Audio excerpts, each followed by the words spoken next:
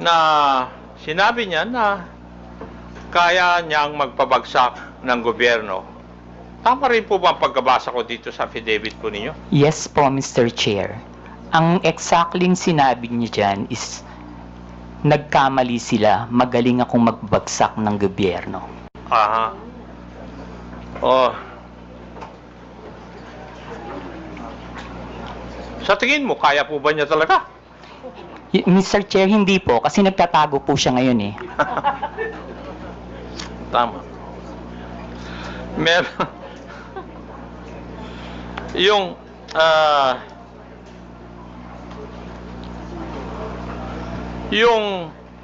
sa iyong interpretasyon, Pebbles, nung gabi na yon,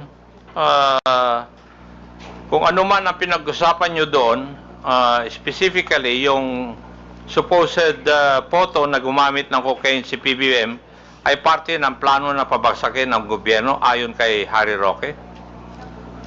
Sa palagay ko po, Mr. Chair, parte po yun ang plano ng gusto nilang pabagsakin ng presidente. Okay. Meron po bang ibang pinag-usapan pa nung gabi ngayon? Wala na po, Mr. Chair. Wala na. Okay. Now, meron ka rin binanggit dito sa iyong affidavit, yung may sug rally sa Vancouver, Canada. Dito po yata, inirelease officially, yung photo na pinag-usapan ninyo doon sa Hong Kong may sug rally. Yes po, Mr. Chair.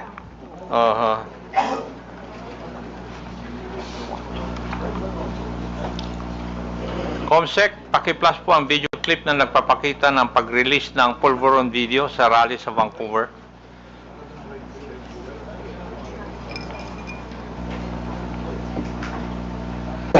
Yan ba'y epekto ng pulburon?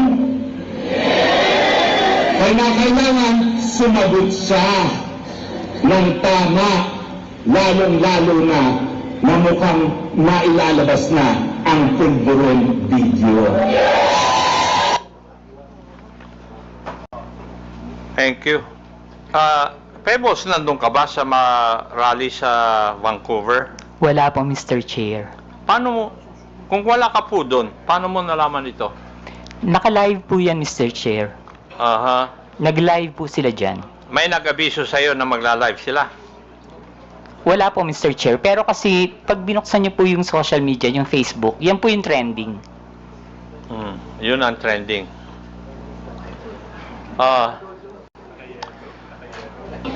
Pebbles, mapapansin sa isang video na si Atty. Roque mismo ang nasa entablado at nangunguna sa rally. Tama. Yes po, Mr. Chair. Siya rin ang nagbibigay ng pahayag sa harap ng mga tao, kaya masasabi ba natin na aktibo siyang bahagi ng event na ito? Yes po, Mr. Chair. So, malinaw na si Atty. Roque ang isa sa mga pangunahing personalidad sa rally kung saan inilabas ang Pulveron video. Yes po, Mr. Chair. At base sa video, siya mismo ang nasa sentro ng kaganapan. Tama rin. Yes po, Mr. Chair. Ngayon, ayon din dito sa iyong sinupang salaysay, isa sa mga dumalo sa Vancouver Mysog Rally ay si Maharlika. Yes po, Mr. Chair. Pwede po bang sabihin mo kung sino itong si Maharlika? Si Maharlika po yung isang vlogger niya taga-US. Taga-US. Ayon din dito sa iyong salaysay, parang alam na ni Maharlika ang nilalaman ng video bago pa ito may sa publiko. Bakit po ninyo nasabi ito? Paulit po, Mr. Chair. Ayon dito sa iyong salaysay din, parang alam ni Maharlika ang nilalaman ng video bago pa man ito may sa publiko. Yes po, Mr. Chair. Ano po ang basehan ninyo? Kasi noon pa po niya sinasabi na may video. Okay. Ayon sa iyong affidavit, sinabi mong nagpadala sa iyo ng mensahe si Maharlika bago pa man lumabas sa video na tinaguri ang Pulveron video. Tama rin po ba? Yes po, Mr. Chair. Ano po yung nilalaman ng mensahe sa iyo? Na may video po at naka-green na damit si PBBM. Okay. At sinabi mo rin sa iyong affidavit, hinikayat ka ni Maharlika, nasakyan mo ang ilalabas na video. Ano po ang ibig sabihin nito sa iyong konteksto? Ang sabi niya po is, sakyan ko na lang. Kasi po, ang sinasabi ko po sa kanya is, nakakainis kayo, bakit kayo may kopya? Kami wala. So, bakit naman kaya sinabihan ka ni Maharlika tungkol sa video bago pa man lang ipalabas to?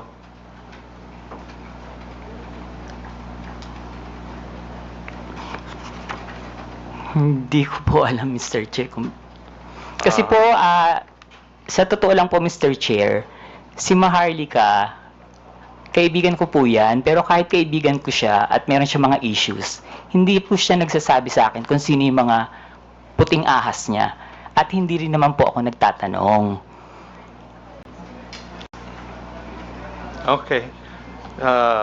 Hindi na po ako magtatanong doon. May ipapakita akong video. Paki-plus po yung video na sinubmit ni Pebbles bilang Annex B ng kanyang affidavit.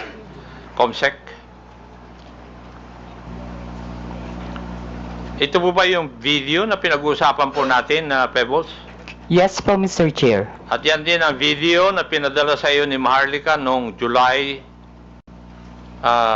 22. Yes po, Mr. Chair. Ito rin po ba ang tinaguriang pulburon video?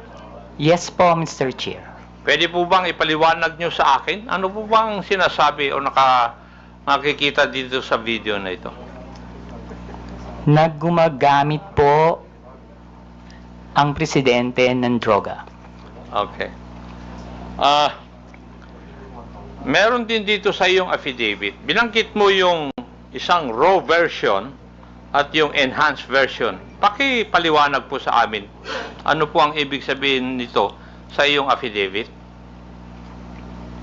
Yung raw version po kasi, kapag tiningnan nyo, hindi nyo siya masasabi na kahit na hindi po siya talaga, hindi nyo rin po talaga masasabi na si PBBM. So, in-enhance po nila yung video para mas maging maliwanag at mas makita. Okay. Ang ibig nyo bang sabihin, na-edit yung video? Yes po, Mr. Chair. Version? Maski po yung raw video, hindi po ako naniniwala na si PBBM yan. Ano po yung inyong basihan? Kasi po, Mr. Chairman, can I? Pwede pakiulit yung sinabi mo kanina, Miss Kunanan? alin po, Mr. Chair? Yung hindi si ano yun? Sino yun? Sa raw at saka enhanced version? Hindi po si PBBM yan. Hindi si... PBBM, hindi po yan yung presidente. Thank you, Mr. Chairman.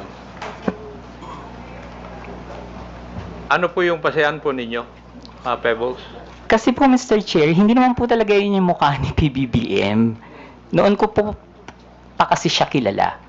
And kung yung edad niya that time, kung titingnan po mabuti yung nasa video, kung 30 plus pa lang siya or 40, parang wala pa po yatang cellphone nun. Mm-hmm. Okay.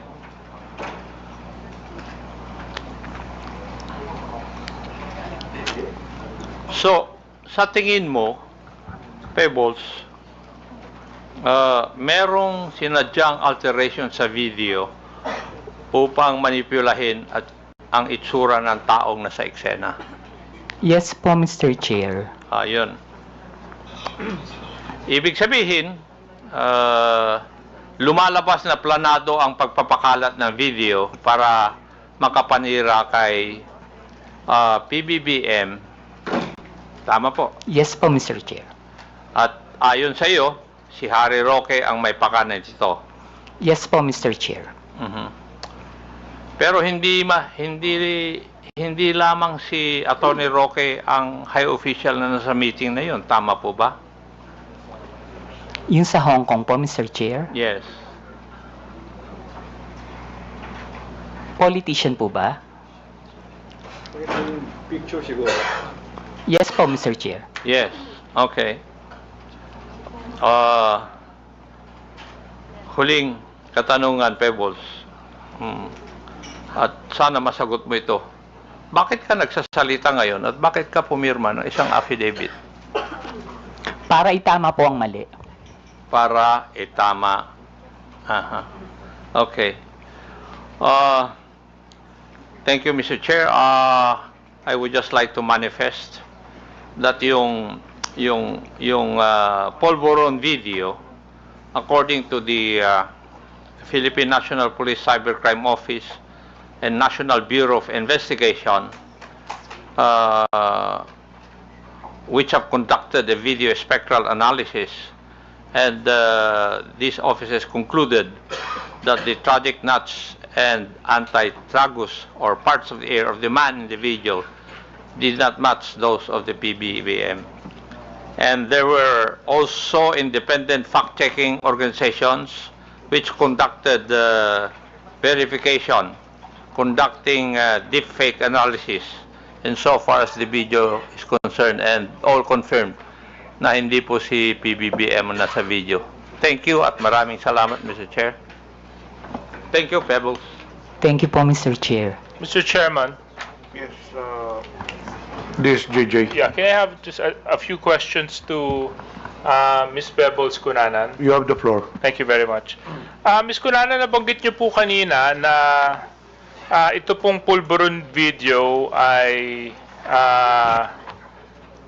peke. Yes po, Mr. Chair. Paano niyo po masasabi na peke yung video?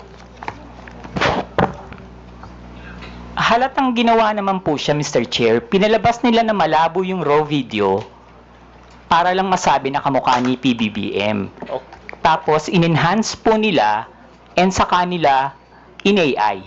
Okay. So, when you say nila, sino po yung sila? Who do you pertain Alam ko to? naman po, Mr. Chair, na hindi lang si Attorney Harry Roque yung nasa likod ng video na yan. Sino pa kaya, Ms. Pebbles, ang nasa likuran ng video na ito? Hindi ko na po masasabi. Hindi ko po alam.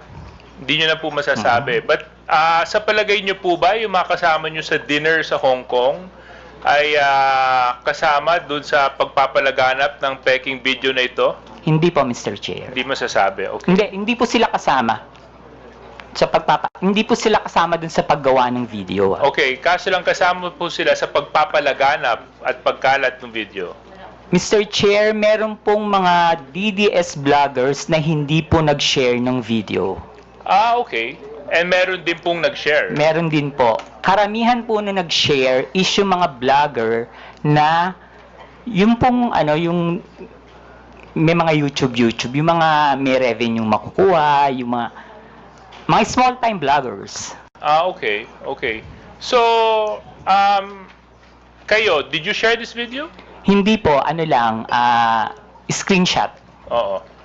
So, Miss Pebbles, no, Miss Pebbles. So, ano sa palagay ninyo ang dahilan kung bakit magpapakalat ng ganitong peking video na namukhang binigyan pa ng oras, panahon at pagsisikap para enhance ang isang peking video at palabasin na peke? Bakit pa? Para pabagsakin po si PBBM. And how do you come to that conclusion para pabagsakin ng ating presidente? Kasi galit na po sila eh. Galit na sila. Okay. So, Mr.